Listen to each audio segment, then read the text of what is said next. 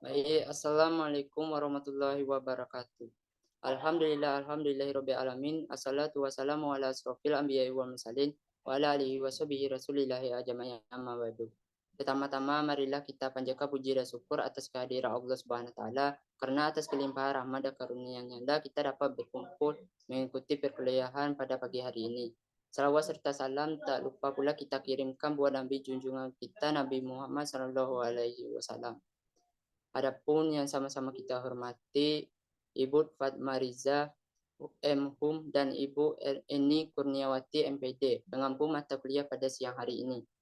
Baiklah, kami dari kelompok 2 ingin mempresentasikan hasil kerja kelompok kami yang tentang kekerasan di sekolah dasar. Adapun anggota kelompok yang pertama, saya sendiri Wahyuda Almadani, NIM 22-12-9377. Kontribusi saya di sini adalah mencari berita dan memberikan pendapat terkait permasalahan sebenarnya dan refleksi. Selanjutnya, Baiklah, selanjutnya perkenalkan nama saya Afifah Nurtisna dengan NIM 22129245. Kontribusi saya dalam proyek ini adalah mencari berita, memberikan pendapat atas permasalahan yang sebenarnya, dan memberikan pendapat atas refleksi. Selanjutnya,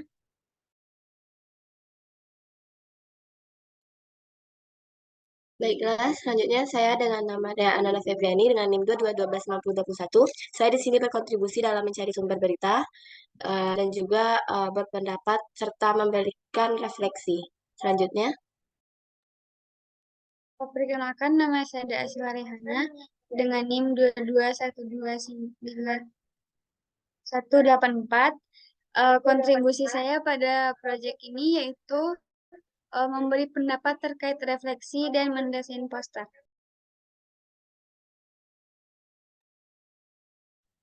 baik.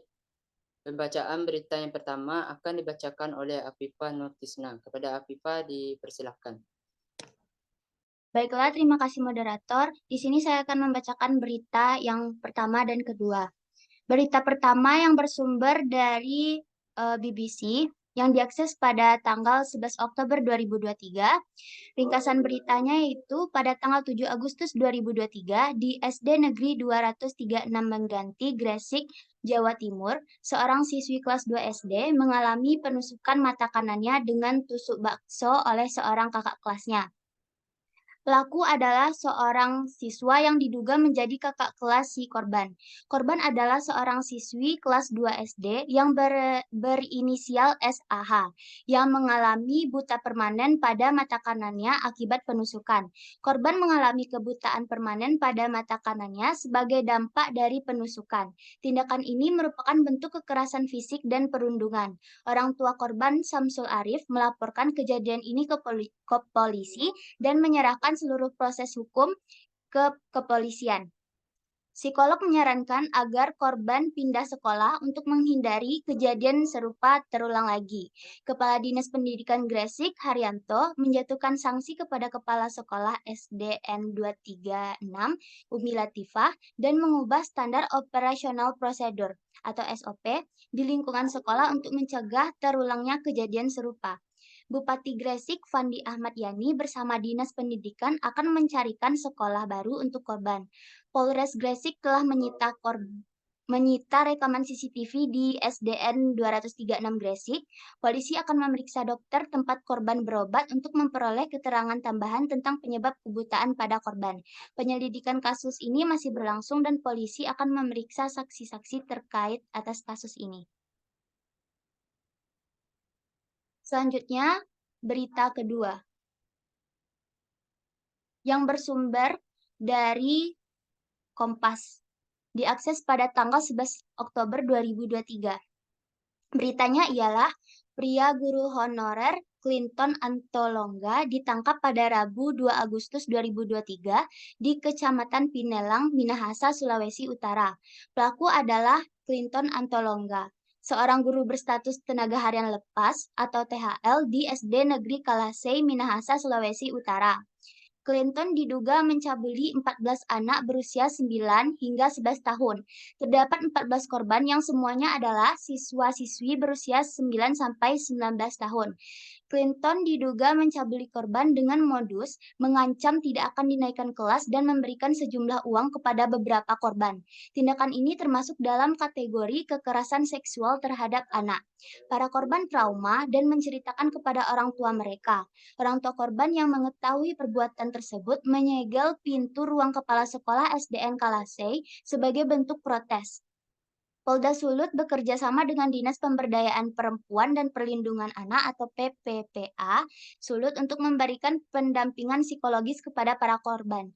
Clinton dipecat dari tugasnya sebagai guru THL di SDN Kalasei. Kejadian ini mencoreng dunia pendidikan di Minahasa, tetapi kegiatan belajar mengajar di SDN Kalasei telah berlangsung kembali setelah pertemuan dengan pihak sekolah, kepolisian, dan Dinas Pendidikan.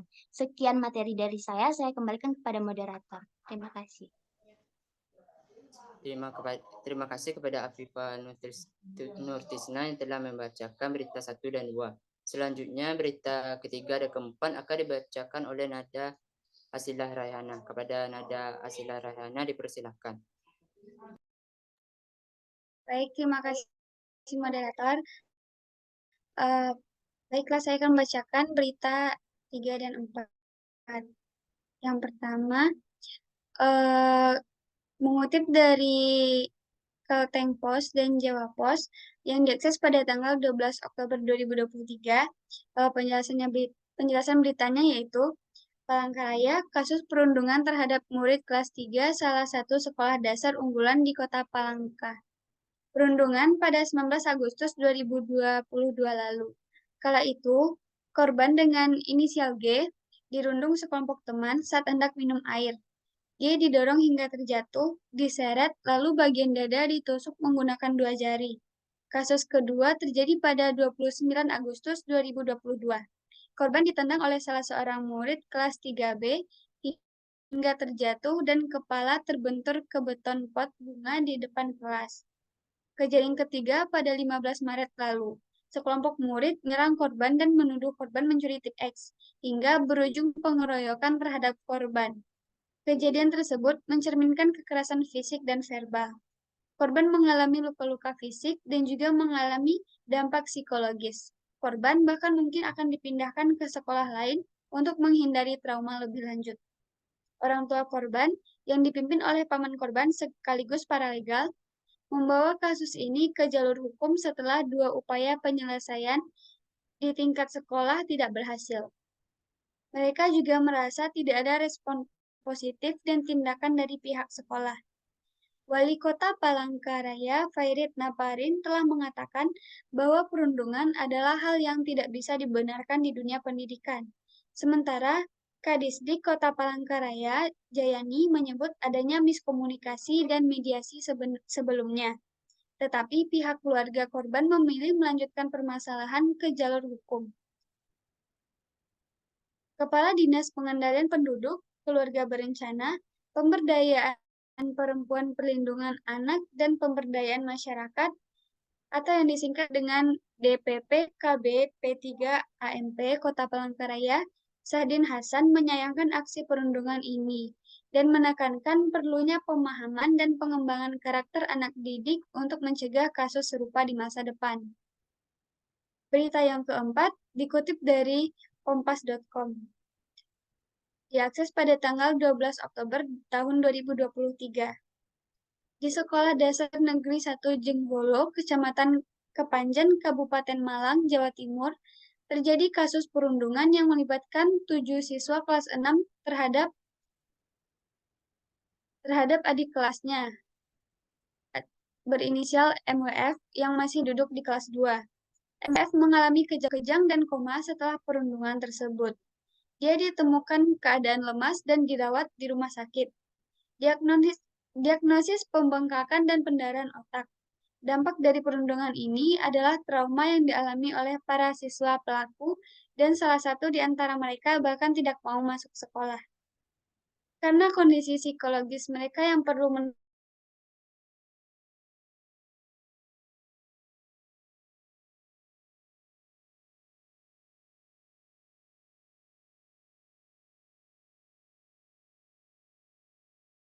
mendapat sementara pun korban.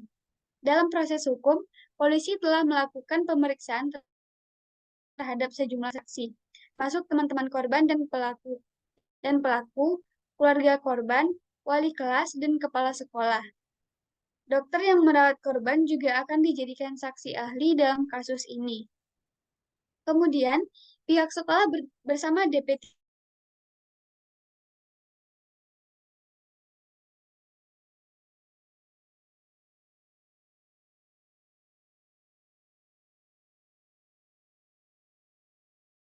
tiga a akan melakukan asesmen pendampingan psikologis untuk para pelaku dan korban.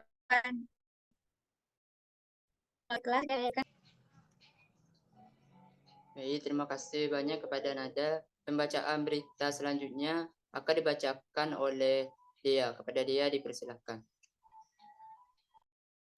Baik, terima kasih kesempatannya kepada moderator. Saya akan melanjutkan berita, yaitu berita yang kelima. Kasus siswa sekolah dasar SD di Jombang pada tanggal 27 September 2023, terdapat seorang siswa yang kepalanya bocor terkena lemparan kayu yang dilakukan oleh teman sebayanya dengan kayu berbuntut panjang. Kekerasan itu terjadi pada jam istirahat sekolah. Orang tua korban memutuskan melapor kepada kepala sekolah atau Kepsek tempat korban menimba ilmu ke Polres setempat. Tidak ingin kasus-kasus kekerasan di lingkungan sekolah terjadi lagi, tepatnya di Jawa Timur. Tetapi dalam kasus ini, pihak korban tidak melaporkan pelaku karena sudah ada perdamaian secara kekeluargaan. Korban disebut kerap menjadi korban bully di sekolahnya. Alasan pihak korban memutuskan untuk melaporkan sang kepala sekolah ke polisi ialah setiap anak yang bersekolah di situ menjadi tanggung jawab sekolah yang berada di pundak kepala sekolah. Dengan mengedepankan Undang-Undang 35 tahun 2014 tentang Perlindungan Anak pasal 54 sendiri berbunyi, yang ayat 1 bahwa anak di dalam dan di lingkungan satuan pendidikan wajib mendapatkan perlindungan dari tindakan kekerasan fisik, psikis,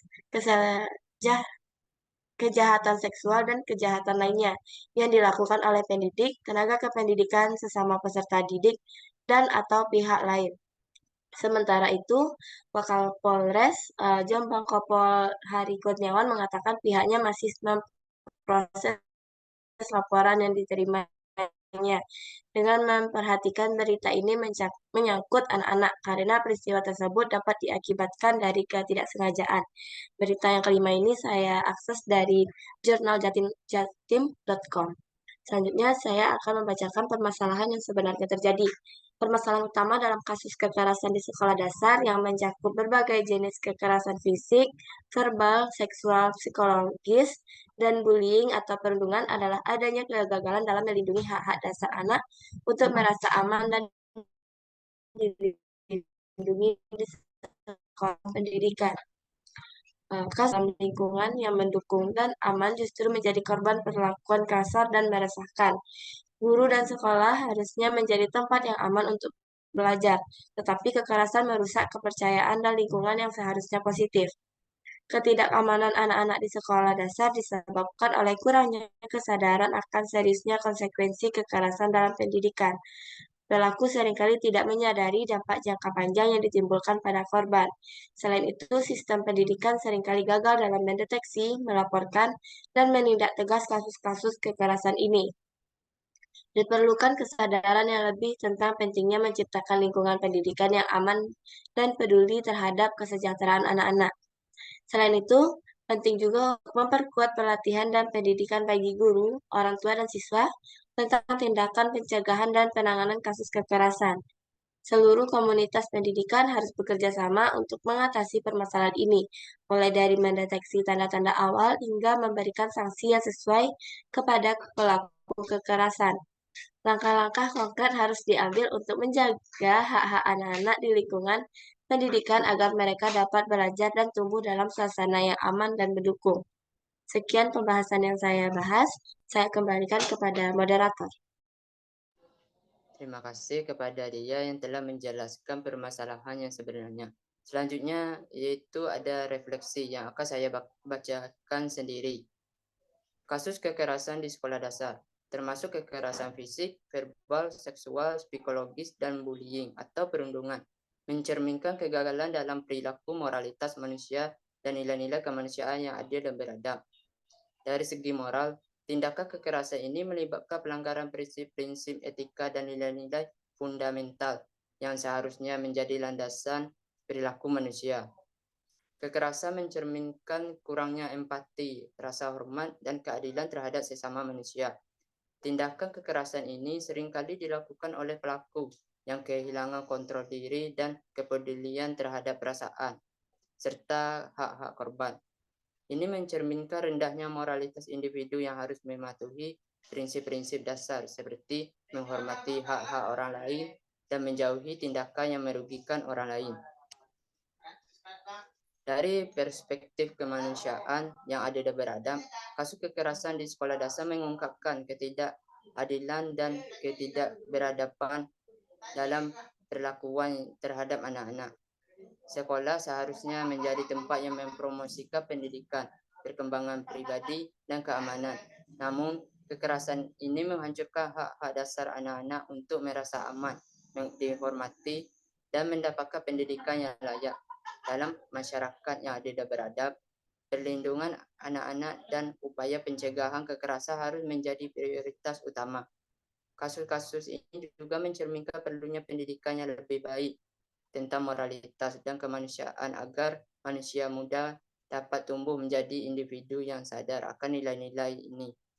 Dalam rangka mengatasi permasalahan ini, diperlukan kesadaran moral yang lebih kuat dalam masyarakat, mengembangkan empati dan promosi nilai-nilai kemanusiaan yang inklusif. Hanya dengan upaya bersama dalam memahami dan menerapkan prinsip-prinsip moralitas dan kemanusiaan yang adil dan beradab, kita dapat menciptakan lingkungan yang aman dan mendukung bagi semua anak-anak di sekolah dasar. Mungkin itu saja presentasi dari kelompok kami. Jika ada kesalahan, kami mohon maaf. Saya akhiri dengan wassalamualaikum warahmatullahi wabarakatuh.